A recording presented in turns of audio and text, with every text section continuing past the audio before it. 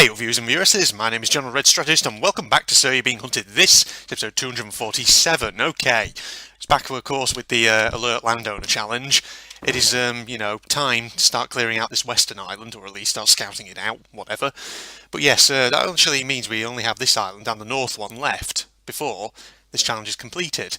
So I wonder, so far, so good. Let's hope that we can keep this challenge going just nicely.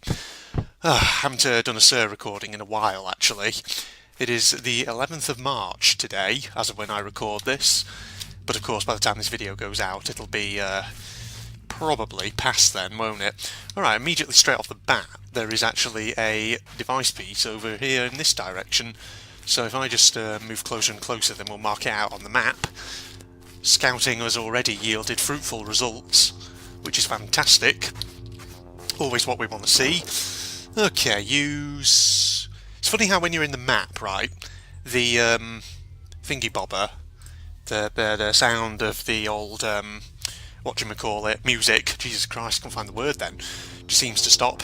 Just remembered actually, we have done a bit of scouting on this already, judging by the fact that there is a marker down there, at the other side. Okay, interesting. So now it's just a matter of finding the third one, so I must have done a bit of scouting actually at the end of the last episode, mustn't I?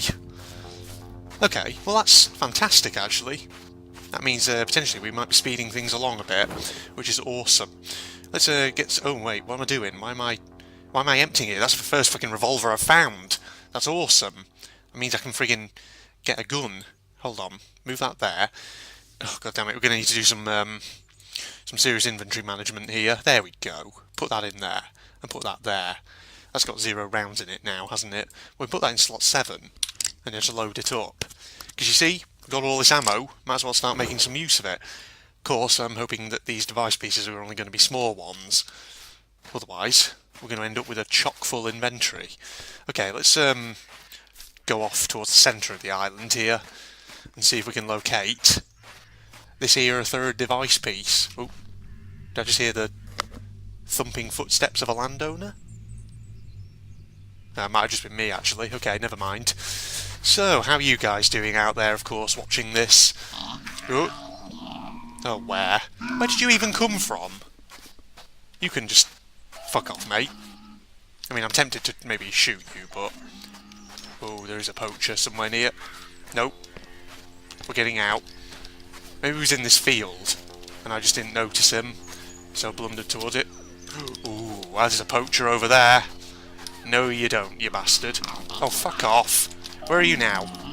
There you are. Right, you just stay on that side, alright? Always having so much friggin' trouble with scarecrows, God knows what else. Alright, we'll leave him in that field. I've got bloody poachers everywhere by the sound of it. Oh no, there's one over there. I should be looking at the floor, in fact, shouldn't I? Because otherwise we're going to have trouble. There's a hunter off in that... 2 hunters off in that direction, in fact. Well, they're a bit of a problem. It looks like there's another one off down there, in fact. Yes. Just doing their thing, apparently. Okay. I was about to start getting into my topic of conversation as well, before I was so rudely interrupted by that scarecrow. So, I know this is going to be a bit of a random topic of discussion here, but I've been having, earlier today, I've been having some thoughts about brutalist architecture, as you do, So yeah, so you all know brutalist architecture, of course. It's the one that tends to be rather controversial and quite divisive because of its use of big concrete slab-like structures, no real aesthetic, no real aesthetic to them. They're just kind of meant to be functional rather than pretty. But of course, what that often leads to is buildings which, in the eyes of many people, look incredibly ugly. Now, of course, I am of... I have kind of mixed feelings towards brutalist architecture, if I'm being honest, right? So, the thing is, I do kind of adhere to that sort of school of thought which regards brutalist architecture as being utterly horrible to look at. And, if I was an architect and I was charged with building something, I would not adhere to a brutalist architectural style, because personally I think it looks fucking horrible. you know, and I just think to myself, when I look at brutalist buildings, I just think to myself, I would never in a million years want to live in that, because it looks fucking depressing as shit, you know. I feel like I'd wake up every day just feeling like life is depressing, that there's no purpose, that it's horrible, it's all grey, everything's just, no, it's horrid. I suppose, though, that's partly down to the British experience of kind of brutalist architecture from the 60s, things like that, because, of course, you know, in the immediate aftermath of World War II, after, you know, so many cities have been bombed, residential areas just completely flattened, so many people displaced from their homes and all that jazz, there was a need, of course, to get tons and tons of accommodation set up instantly to house all those displaced people. And of course, you know, one of the solutions to that was to build things like high-rise blocks of flats and buildings of that kind, which basically are cheap and structurally very simple to throw together, and which can be constructed in a short amount of time. But of course, what often resulted in was, of course, these very brutalist structures, which just look absolutely horrendous. But yeah. But of course, I was looking at some pictures, actually. I was looking at some Wikipedia articles of some of Britain's more notable examples of brutalist architecture. Particularly, what's it called? Trellick Tower in Kensal Town in London. So that's, you know, a prime example of brutalist architecture here in the UK. It was designed, I think, by a Hungarian-born architect. What's it called? It was called Erno Goldfinger. Incidentally, yes, his name was actually used by Ian Fleming, the creator of James Bond, for a certain Bond villain in one of his novels. That's where Goldfinger, the Bond villain, takes his name from. Erno Goldfinger, the actual Hungarian-born artist, who designed buildings like, for example, Trellick Tower in London, and of course as well, is it called Balfron Tower or Balfron Tower, something like that, which is kind of like a smaller version of Trellick Tower, which was, I think, was made before it. But Trellick Tower, you know, you look at pictures of it, it looks fucking horrible. It's such a nasty looking building, because, you know, it is basically just this thin, well, it looks kind of like a big thin concrete wedge going up in the air, but it has this parallel tower next to it with these adjoining bridges, and then, of course, on this kind of smaller, thinner parallel tower, it has this kind of weird abutting plant room where it has all the kind of boilers and stuff for the building, but good God, it looks fucking horrible. I don't know. Apologies if you are a resident of Trellick Tower. But the thing is, apparently most of that tower is still used for social housing, social accommodation, but there are occasionally flats in there which come up on private sales.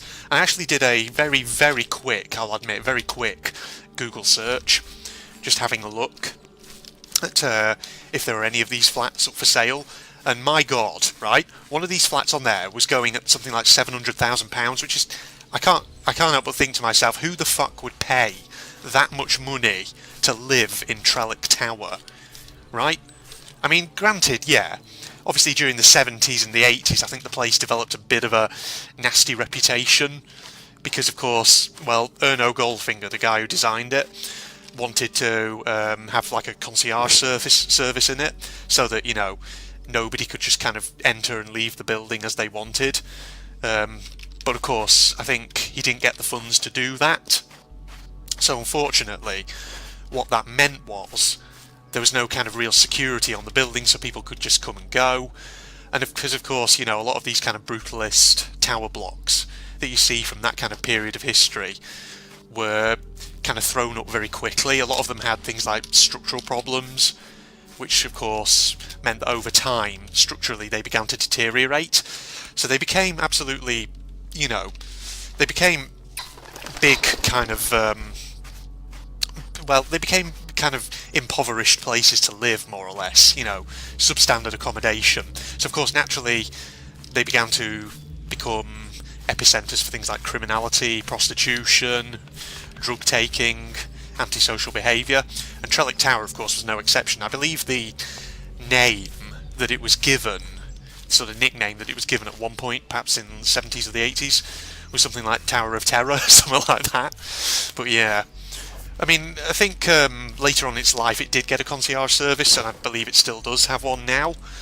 But, you know, the thing is, obviously, whilst it may be more kind of secure and a much less undesirable place to live now.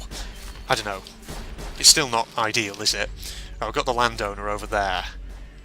Of course, he's kind of free and he's just sort of moving around, doing his own thing. Still haven't found this third device piece though, just yet, which is a problem.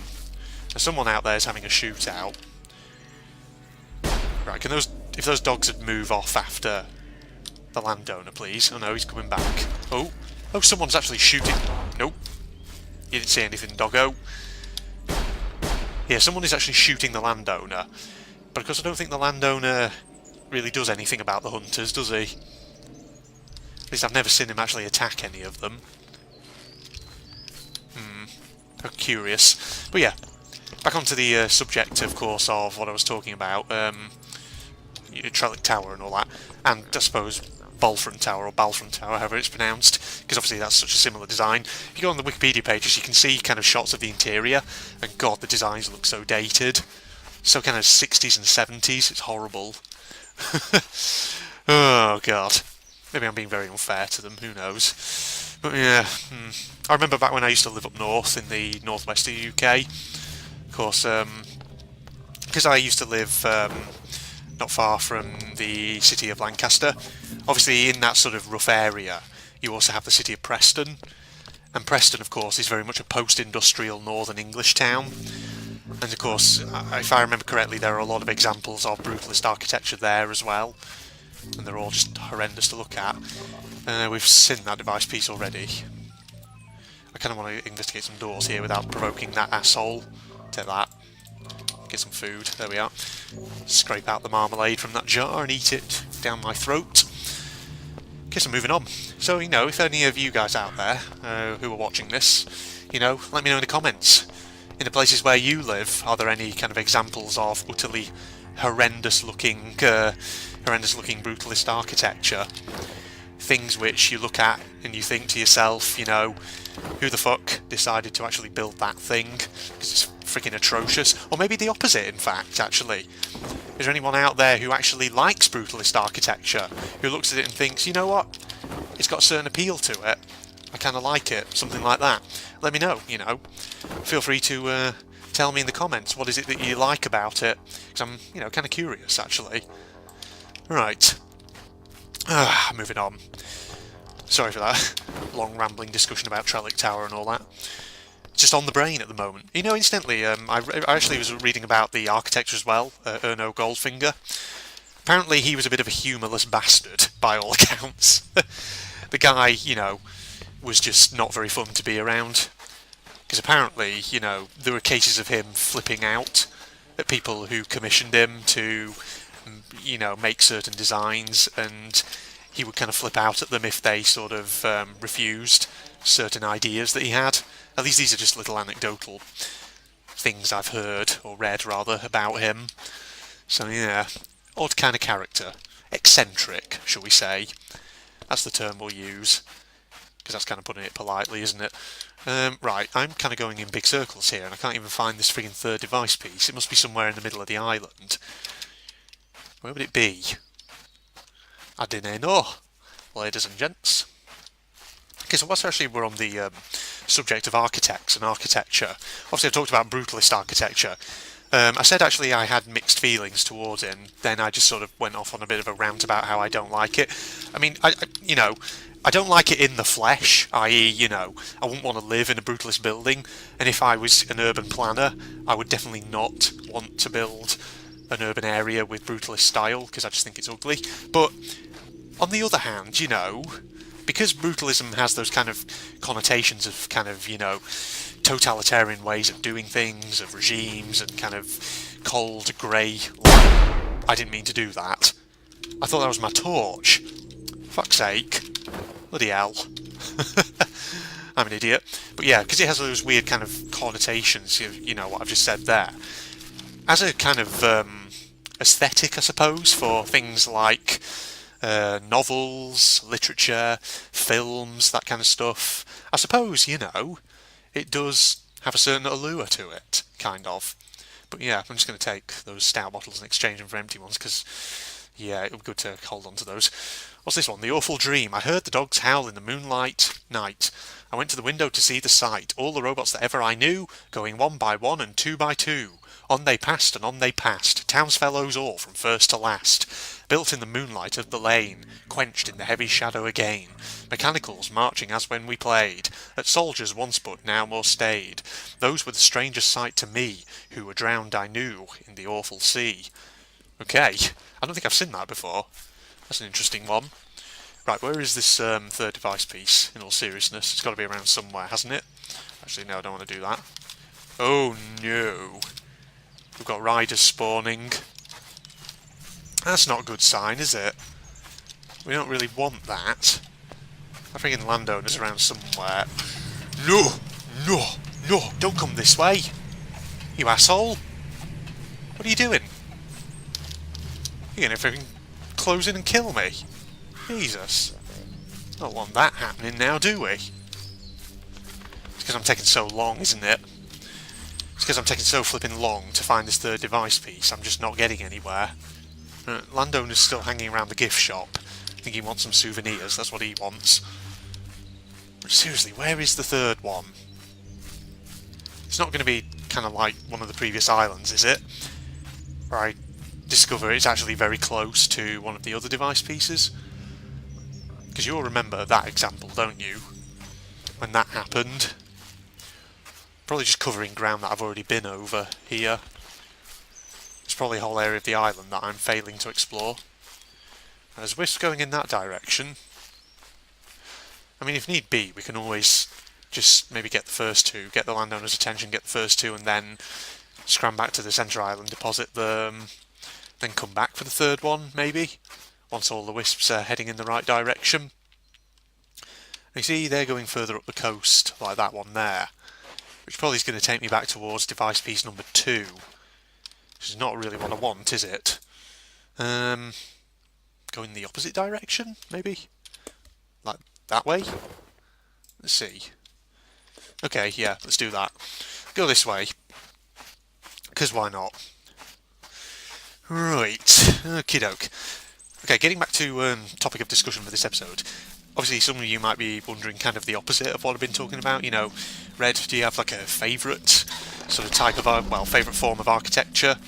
I wouldn't say I have a particular favourite, though I say anything from before the 20th century. That's what I'll say.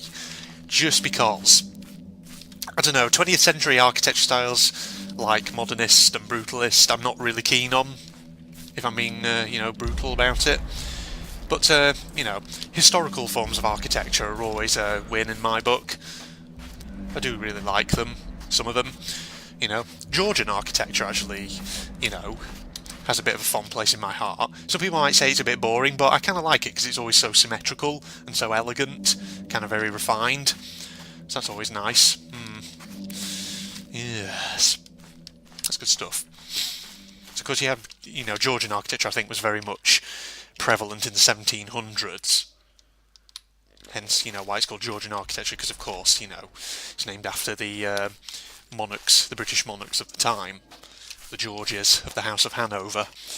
But, yeah, bit of historical knowledge for you there, everybody. Oh, God. I'm getting a bit of gas from my tea. Regency kind of era architecture's not so bad either.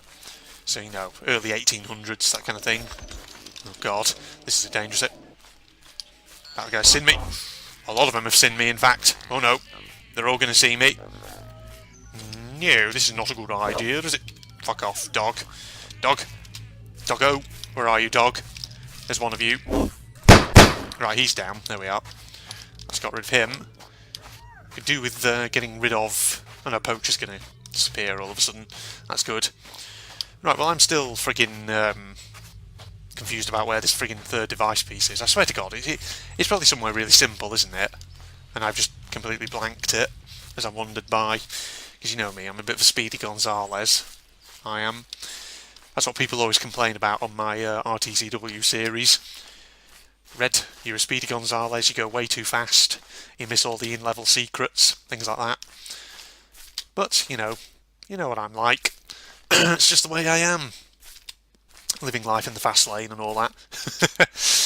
No, what am I saying? Living life in the fast lane, sure. Sure thing, Red. Wait, what? Oh, there's a wind turbine over there. I was wondering what that was looming out of the friggin' mists of the morning. But we know. We know. Thank God. Okay, right, well, we've not really had any success, have we, in finding this third device piece? Here's gold, it'll be around somewhere, right? Right. Hello? Hello? We're around? Gotta be here. What are those robots doing over there? They're just sort of messing around, aren't they? That's an interesting shot with the light beams kind of coming off that wind turbine, isn't it? And the sort of sun rising in the background there. Might actually get a bit closer and actually get a shot of that. Can use it. Hold on. Let's get closer and F10. There we go. Thumbnail acquired. Right. I think. I faintly heard the landowner's footsteps there, but having said that, maybe not anymore. Okay. Well, we haven't really got much done this episode. It's just mainly been me yammering on about architecture. But, you know, that's how these episodes go sometimes. That's the whole deal with Sir You're Being Hunted now, or here on my channel. Podcasty style episodes where I just talk about random shit. Things going on in the world and whatever else have you. You know, very interesting stuff. You know, I've increasingly taken now to always looking at some news articles and various things before I start recording Sir episodes. Just so that way, you know, I have lots of stuff to talk about. Because, you know, sometimes it's very easy to start talking about a particular subject, only then the conversation kind of stalls a bit, because suddenly you realise actually there's not much to say about it, and so you end up saying everything there is to say about it in the first couple of minutes, and then you end up with not really much else to say, and so your podcasty style episode doesn't really become a podcast style episode. It's just you saying random things just as things happen in the game. So the commentary's not very engaging and all that. But yeah, I mean, I've had that problem a couple of times before with various videos. Sometimes, you know, it's not so much that problem. Sometimes the problem is that with some games I get so kind of in the zone, concentrating so hard on what I'm doing, that inevitably I kind of have to sacrifice commentary quality a little bit. You know, I've done that before. The Light keeps us safe, I think, which I'm playing at the moment. That's a prime example, I believe, where in most cases I'm so concentrating, so in the zone. Because that's the deal with that game, you know. Wait a minute. Oh, are you fucking kidding me? Oh. It was there all along. You freaking serious? How did I not notice that? Or did I notice that in the previous episode, but because it's been quite a few days since my last recording, I completely forgot about it. Well, shit. I don't know about that then. Okay, well, I'll tell you what we're going to do. We are going to do this. Because things, I've only got time to record this one episode today, so knowing me, if I don't put a marker on the map, I will forget that it's there.